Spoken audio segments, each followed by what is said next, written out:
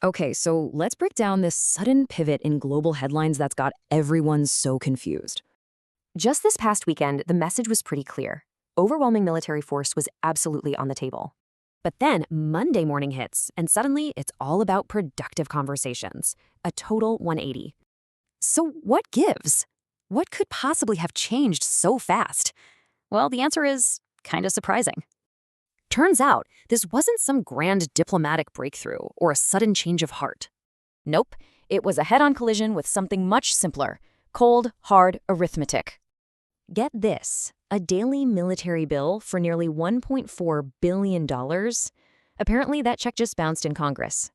And that's not the only problem. You see, the whole system is showing some pretty deep cracks right now.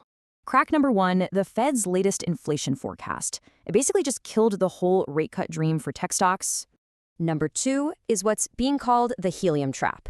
No helium means no NVIDIA GPUs, and that means no AI. And third, a huge chunk of the global oil supply has just been permanently wiped out. It's just gone. But the most immediate threat isn't financial. It's physical. We're talking real-world logistics.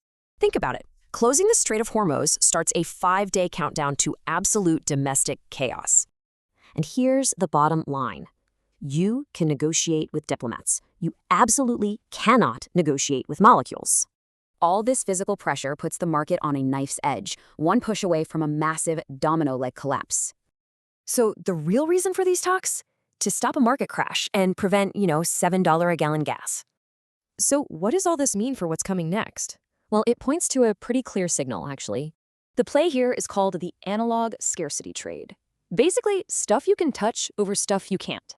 So don't be fooled by any market relief rallies. They're temporary. That 5-day clock, it's still ticking. Which leaves us with a final thought. Forget the headlines, watch the molecules.